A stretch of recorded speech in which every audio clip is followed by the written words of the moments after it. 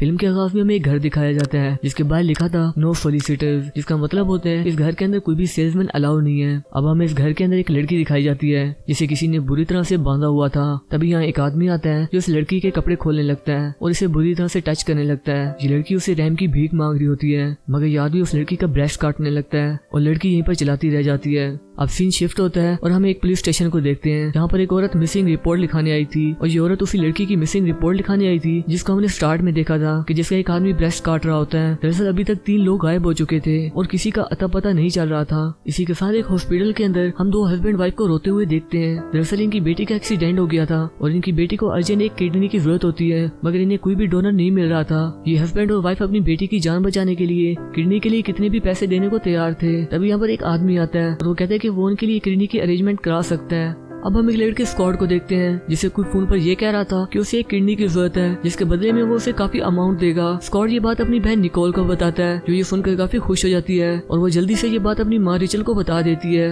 Nicol जल्दी से अपने फादर को किडनी के लिए कॉल करती है और इसके फादर का नाम ल्यूइस होता है। ल्यूइस अपनी वाइफ को बताता है कि उसे इस साल के बेस्ट सर्जन का अवार्ड दिया गया है और ये सुनकर वो सब काफी खुश हो जाते हैं। रिचल निकोल और स्कॉट से कहती है कि वो दोनों जाके पेशेंट वाले कमरे की सफाई करें। हम देखते हैं कि इस कमरे के अंदर सब पेशेंट्स को बांध के रखा हुआ है और ये वही मिसिंग लोग हैं जिनकी तलाश पुलिस को है। अब ये एक आदमी को चुनते हैं और बहुत ही ब्रूटल तरीके से उसके ब्रेन का ऑपरेशन करने लगते हैं। ऑपरेशन करते हुए दोनों काफी हंस रहे थे मानो कि इनके दिल पत्थर के हो चुके हों। इसके बाद निकोल सब पेशेंट से उनकी कंडीशन के बारे में पूछने लगती है। तभी एक शख्स जिसका नाम विलियम होता है वो निकोल और उसकी फैमिली को गालियां देने लगता है। निकोल गुस्से में आकर विलियम के कटे हुए हाथ को दबाने लगती है और ये दोनों मिलकर विलियम की जुबान भी काट देते हैं। अब निकोल उस शख्स की जुबान दिखाकर सबको ये कहती है अगर किसी ने इसके घर वालों को गालियां दी तो उसका भी हाल यही होगा। अब इस घर के बाहर हम एक लड़की को देखते हैं जिसका नाम मिंडी होता है। ये लड़की अपनी कंपनी की यहाँ कुकीज बेचने के लिए आई होती है। इस लड़की को हर हाल में आज कुकीज बेचनी थी इसलिए ये खुद को हॉट दिखाती है और अपनी वेडिंग रिंग भी छुपा देती है। अब दरवाजा ओपन करने के लिए यहाँ स्कॉट आता है और वो मिंडी को देख के उसे फ्लर्ट करने लगता है और इसी दौरान ही निकोल और रिचेल भी आ जाती है और वो मिंडी के साथ काफी अच्छे रवैये से पेश आती हैं। मिंडी ये सब देखकर काफी खुश हो जाती है।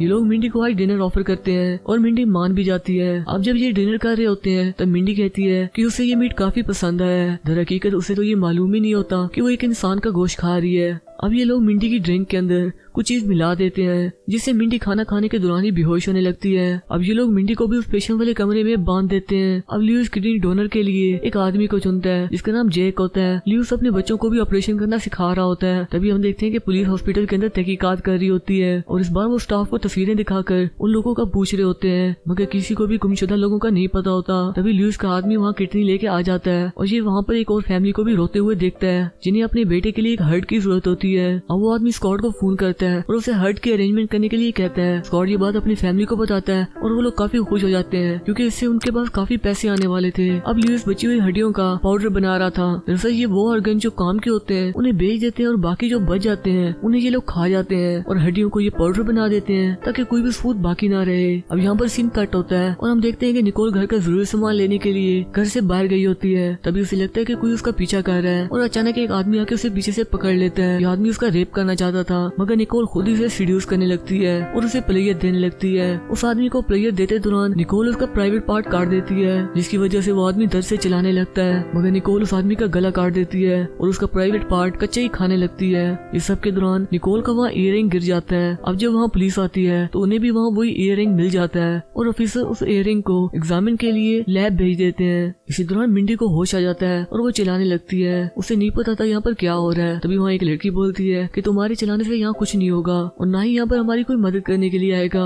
तभी विलियम मिंडी से पूछता है कि तुम्हारी आखिरी लोकेशन के बारे में किसी को पता है। मिंडी कहती है कि किसी को नहीं पता कि मैं यहाँ पर आई हूँ। अब विलियम कहता है अब तो उन्हें मरने से कोई नहीं बचा सकता।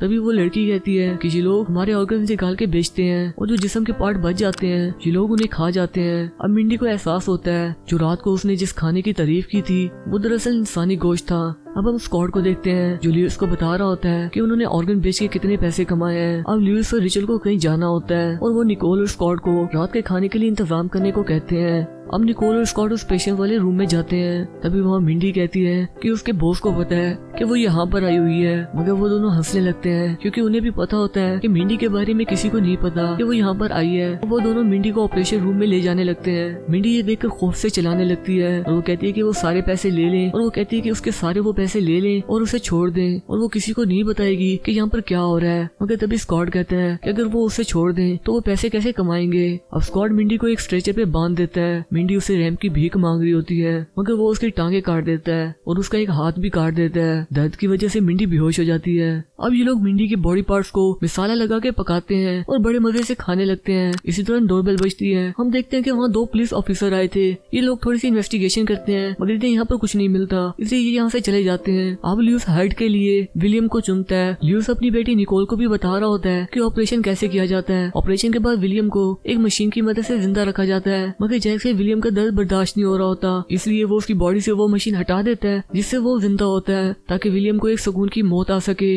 मगर तभी निकोल और स्कॉट को जैक की इस हरकत का पता चल जाता है और वो जैक को बहुत ही टॉर्चर करते हैं। टॉर्चर के दौरान वो जैक को दर्द बढ़ाने वाला इंजेक्शन भी देते रहते हैं। अब जैक से इतना दर्द बर्दाश्त नहीं हो रहा होता, वो स्कॉट के हाथ में जो हथियार होता है उसे अपनी आंख में मार के खुदकुशी कर लेता है। अब स्कॉट और निकोल जैक के बॉडी पार्ट्स निकालने लगते हैं। तब स्कॉट निकोल से कहता है कि वो जल्दी से जैक के बॉडी पार्ट्स को मसाला लगा के पकाए क्योंकि उनके पेरेंट्स आते ही होंगे। अब हम देखते हैं कि रात को एक और आदमी जिसका नाम जॉन होता है वो इनके घर के बाहर आता है। इस बार दरवाजा खोलने के लिए निकोल बाहर जाती है और वो जॉन को अपनी अदाओं से सीड्यूस करने लगती है और ये लोग बड़ी खुशी से उसका वेलकम करते हैं। जॉन ये सब देख के खुश हो जाता है मगर इसके साथ भी वही होता है जो मिंडी के साथ हुआ था। जब जॉन को होश आता है तो उसे पता चलता है कि इन्होंने उसका एक पैर काट दिया है। जॉन इनसे कहता है कि मुझे यहाँ कोई न कोई ढूंढते हुए पहुंच जाएगा। मगर तभी ये कहते हैं कि हमने बाय नो सोलिसिटर्स का बोर्ड लगाया है और ये देखकर कोई भी अंदाजा नहीं लगा सकता कि तुम यहाँ पर आए होगे। अब प्रिंसिलिया कहती है कि तुम लोग बहुत ही बुरे हो, तुम इंसानों को खाते हो। मगर तभी ल्यूइस कहता है हम तो इंसानों को खाते हैं मगर तुम तो नेचर को तबाह कर रहे हो, तुम तो जानवरों को खाते हो, हम तुम्हें खाते हैं जिससे हम दूसरों की जानें भी बचाते हैं और नेचर को भी बचा रहे हैं। अब हम देखते हैं कि रात को इस घर के अंदर एक चोर आ गया था।